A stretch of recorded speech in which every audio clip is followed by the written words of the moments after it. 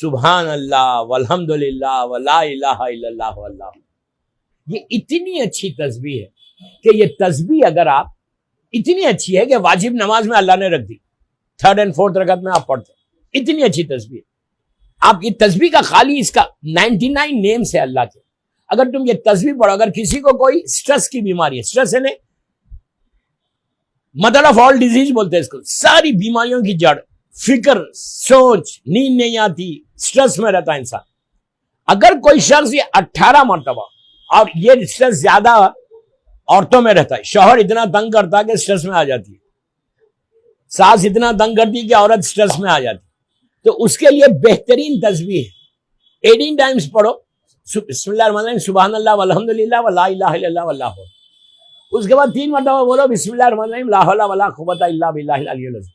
Stress ختم ہو جاتا. اس لیے کہ اللہ امام علی علیہ السلام دعائے کمیل میں بولتے ہیں، دعائے کمیل میں کہ ذکرہ شفا، اللہ تعالیٰ ذکر شفا ہے.